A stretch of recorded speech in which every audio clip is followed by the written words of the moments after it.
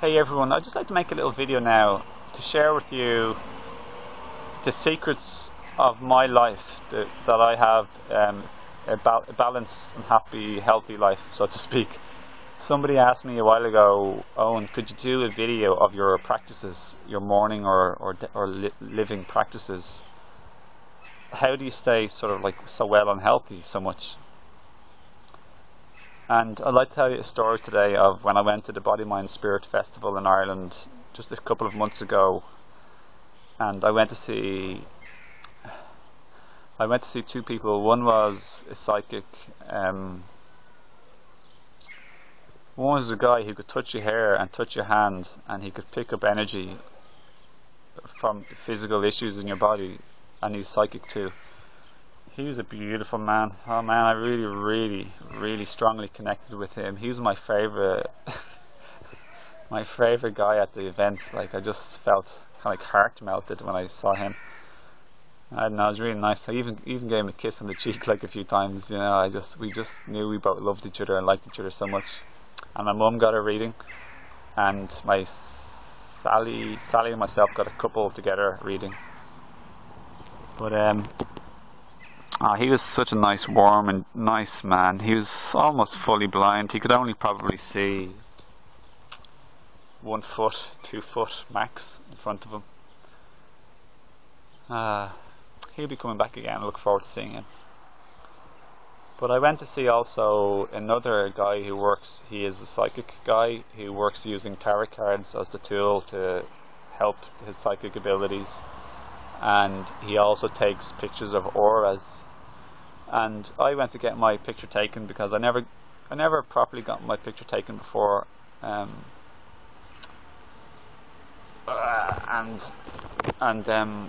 person who was taking my picture, before he took my picture, he said, "Hey, yeah, you're very balanced. Like, you're very good. Like, I can feel your system, your energy now. Like, just keep. I just wanted to say, whatever you're doing, keep doing it, because you have a good balance. Like, it's." And so then the picture came out a few minutes later, and he said, sure enough, the picture like also showed what he felt anyway, because he was energy sensitive and psychic. He just felt my energy, like Sally, because Sally's energy sensitive and psychic too, my partner.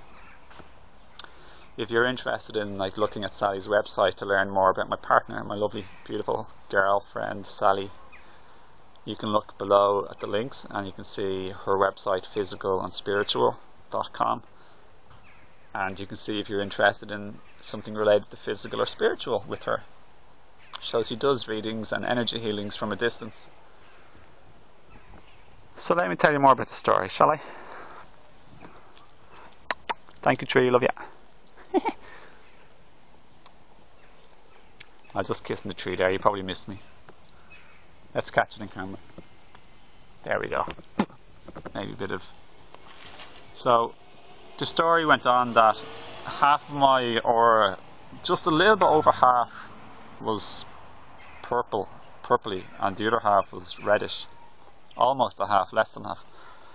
And what that represented, he said, was of a good balance in all of my chakras. It's rare to see somebody who has both such the spiritual purpley representation colours and the red, meaning like physical and the world. Because a lot of these people, he didn't say this, but this is what I'm saying, a lot of people these days, there's most of the world just at the moment, it's changing of course, will be all red. And I saw a lady there who had all red, and that represents, your lower chakras, your root, red, yellow and orange. Physicality, worldliness, things, materialism, materials, just taking things at face value, like just using your simple senses, being engrossed and involved, and maybe even overly so, imbalanced in the senses. And things and world, security, home, money, making it, that's all like the red, basically. That's all like the root and base chakras. The other chakras at the top, which aren't higher or better or superior by any means now, let me tell you that. Just the way this tree here now, you can't say the higher chakras or the higher parts of the tree, like the root and the branches, you can't say that they are like better or superior than the roots. It's everything. You need everything together working as a whole. It's like your liver isn't better than your heart isn't better than your lungs, your arm isn't better than your leg because it's higher up or something. So many people mistaken that, and they try renounce or reject our basal chakras. And a lot of religions and spiritual movements in the past have done this because back then there was a huge overwhelming imbalance in the world where the masculine was like overpowering the feminine. Males were like dominating the females in the history. But also, so too was the basal chakras were sort of more dominant and prevalent in the world. There was like fighting over land, war, dominance, control, all that stuff over things, money, materialism, all the type of thing, okay? So as a result, we threw the baby out with the bathwater and said, hey, this stuff is wrong, like the other stuff is better, the higher chakras, you know, your third eye, your crown chakra, your heart chakra, you know, psychic abilities, clairvoyance, clairaudience, claircognizance, which is knowing, communicating with the spirit world. This stuff isn't better than sensuality and sexuality and sexual energy, the creative chakra, the orange color. It's just, like I said, the tree. It all comes together, and that's what being a full spectrum human being is all about. That's what balancing the yin and the yang is about. The up and the down, the left and the right, the physical and the spiritual, the world and the spiritual realms. It's integrating spirituality or spiritual teachings into your ordinary daily life. That's what the secret is. That's what the mastery is. Not like rejecting a part of yourself. You accept, love, and integrate all aspects of yourself. You don't renounce a part of yourself. Like, that's sort of crazy. That's not like fully spiritual, if you know what I mean. That's not what a full spectrum human being is all about. To just sit down and meditate all day long, that's not at all what a full spectrum human being is about. It's about integration of the spiritual wisdom and knowledge. So I'm just making this video on my phone, and it shut off because it became full over there at that tree. So I had to empty my last 18-minute video and the previous 2 minutes in that video. So I love the Irish countryside so deeply and so much. Such a pleasure living here. And I love just making like a non-pretentious video. Oh, I just love it. It's just like my joy and happiness. So I was just saying anyway, I'll come back here again, that it's not about just like meditating, for example, all day. But you can't, like in the past, for example, like let's say Paramahansa Yogananda, he's a famous like guru figure for a lot of people, fantastic. He used to meditate like many hours back in the day when he was alive per day, and then later on he started participating more in the world. He did live with his like in an ashram with learning from a guru and other disciples. So I'm not saying anything is wrong. In today's world, it's less likely to be like unless you go to an ashram, you're more likely to have spirituality involved in your life. And that's actually when it's most actually challenging, because it's trying. The challenge and the mastery is the integration. That's what I've found in my own life. Like Ram Dass said, like if you want to see how enlightened you are, go spend a week or two living with your parents. Oh man, it's loco shit, crazy stuff going down there, my friend. Wowzers. It's true, you know, like life and your parents and family and people will challenge you. That's the test. That's the rubber meeting the road. So to talk again now, why I have a reasonably balanced, like a pretty good enough balance, and I feel it in my life. Obviously, he was feeling. It's just less stress than I used to have, and many other people have. And it's a pretty good integration into real life, into living in the world, being able to fit in and play a part and do well.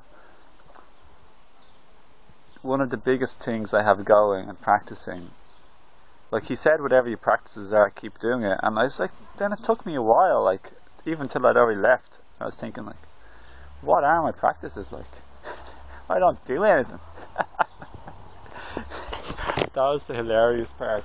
And then I realized what I do. And what I do is I don't particularly do anything, as in I'm really easy on myself and flexible, and I'm like an animal, like the way Jesus said, like be more like animals than children and then you'll enter the kingdom of heaven, just to use that little analogy, because they embody the characteristics of enlightenment, because they're pure and unconditioned and unprogrammed. So an example is like I don't meditate, except I'm going to start. Just happens as I'm just happen to be planning that. I heard from this guy actually that I asked him, or he told me I will have the opening and capability of more like stuff like mediumship, maybe, or psychic abilities, like more mediumship in the future if I feel like it. And I do feel like it. So, and I learned from Abraham, if just to have a special 10-15 minutes worth of like particular deeper mind relaxation, and just, you know, that type of meditation, quietening and relaxing. I might do that just to open up the doorway to say to the world, hey listen, I intend this and I'm taking this action to show and prove that I'm willing and wanting to have communication with non-physical beings and to channel like entities of love and light. But apart from that idea that I have going on that I'll implement soon, I don't usually, like, I haven't meditated for years. I do nothing, like I just simply follow my feelings. If I feel like going for a walk, I will. If I don't feel like going for a walk, I won't. I don't self-criticize myself, usually. If I do, it's sort of like a laugh, like, feckin' hell, you idiot. What are you doing? Like, I can say that to myself on occasion, and then I giggle, I laugh at it, because it's funny and it's humorous, and it's just letting out frustration, basically. So I don't put down and criticize my feelings or emotions. I don't invalidate myself. You know, if a child is crying, I heard somebody say, like Abraham again, do you say, hey, shut up, stupid? Like, or if a baby falls, you don't say, hey, get up, stupid. You know, you're tender, you're gentle with the person, and that's the way we can be, and the way I am with myself, really, you know, like I just accept myself in my imperfections, and I try to remember to accept other people in their imperfections. Like, we're all a perfect, immortal being, a soul, but then we're the human, and that's like, you know, it's like the physical and the spiritual too, the world and the heavens, the combination and integration.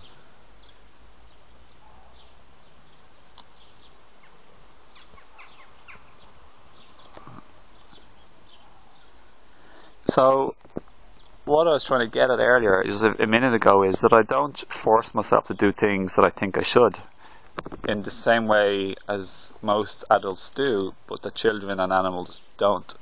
So that's why I have harmony and balance of the chakras. I don't say, oh, I shouldn't be interested in sex, or that's just a common topic. And I love sex and sexual energy and death, because it teaches so much. You know, there's such huge hang-ups we have.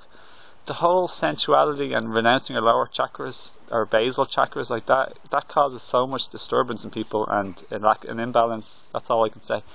Renouncing your sexuality or your interest in sexuality and creativity and sensual pleasure and enjoyment and walking and swimming and massage and hugs and loving and kissing and smiling and laughing, that's all physicality. Like, that's all creative expression and sensuality. So.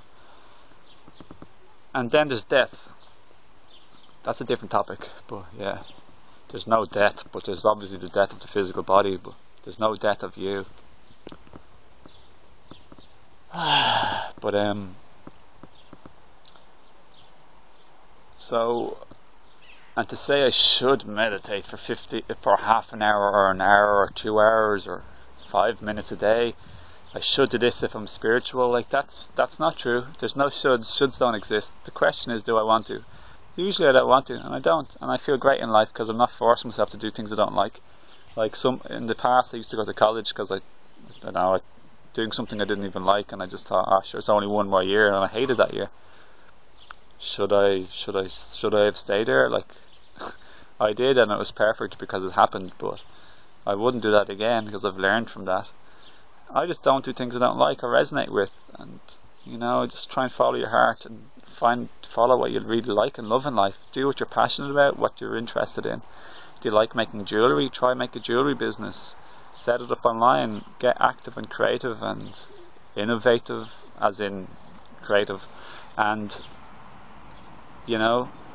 embody your thought into the world and make it become manifest, so to speak. So that's my secret, really. I make small, gradual progress in things. Like sometimes it's very slow, and I'm okay with that because I can't do it any faster, and I just make peace with the fact that I guess I have maybe some limitations or whatever. And even physical, I got crippled years ago. It was fantastic. It taught me great things in life, but it was arduous. It was very arduous. It's fine with me, it's fine. That's the way it is. And then you learn and you find out how to heal yourself, and that's what I did. And now I'm fine again, basically. I feel very, very good now, physically, mentally, emotionally. For years, my mental emotion was very good, I'd say 8, 9, 10. But my physical was 1 or -3.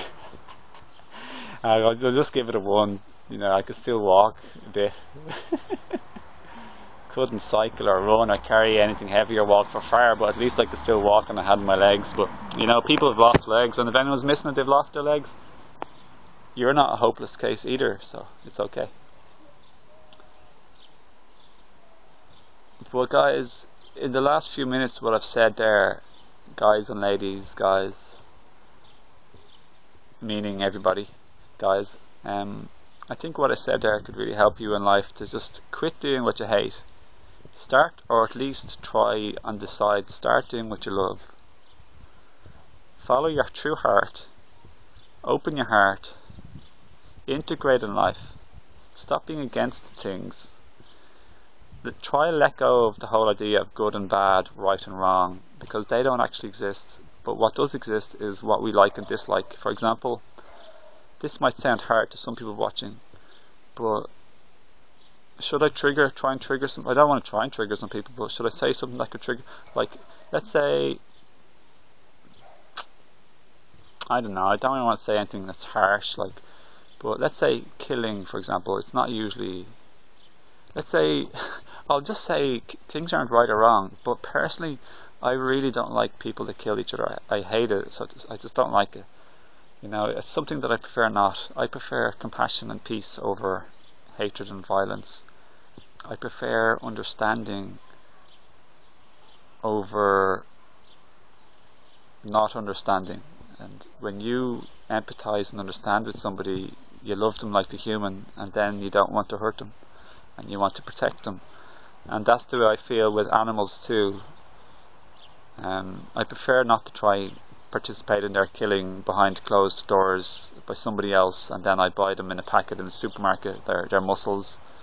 I prefer not that, really, and I try not to let things get me down in the world. I try not to think about all the stuff I don't like, but I do try and think about what I do like and get active in the gentle manifestation of what I do want in the world. And that's it's part of the reason why I'm making the video, and part of the reason why I'm making the video is because I'm waiting on Sally to go for a walk in nature, and she said she'd be over an hour. But that gave me the opportunity, but I'm inspired to spend the time to make a video because this video is a topic to my heart. Somebody asked me to make a video on this, and I have a need to contribute and to be worthwhile to the other people on the planet. So it makes me happy and fulfilled to fulfill my need, that need of mine to be of service and help and contribution to other human beings in the world, and to help make the place the earth a more better, positive environment to my liking. So I love to help people, of course, and that's why I have a YouTube channel. I just felt so bubbling with inspiration. I don't know, like I'm a talker. Some people are artists, and it's hard to try and, or a musician, and it's hard to try to put down your musical instrument, and you know, that's just the way it is, I suppose. So I don't know, there you go, guys. So I hope this video helped, and always a pleasure to hear from you and any comments. And it does make I always like to get like some likes or comments and feedback, or how if this video has helped you with any of your needs in life, and what the needs were in, like the way I've described, and how it made you feel emotionally. That helps to people to empathize and connect, and to really give and to really receive. It's beautiful. So I'm gonna go for a walk soon. I can see a cat far away, but I don't think this camera can pick it up. It's just going out of sight. Hope this video helps truly. It's been a long enough video. I've talked about a lot of stuff, and it's just nice also for me to share my experience and my journey, because we all have that. So maybe you'll express your journey sometime in a little bit of a different way, or else through video possibly too. So I'll go home now and send you love and peaceful vibes. Take care. God bless. Much love, and feel welcome to share and subscribe if you're new, or check out my links below, and any links for Sally and health, body, mind and spirit. And I'll see you again another time. Look forward to hearing from you personally. Bye. Take care. See ya.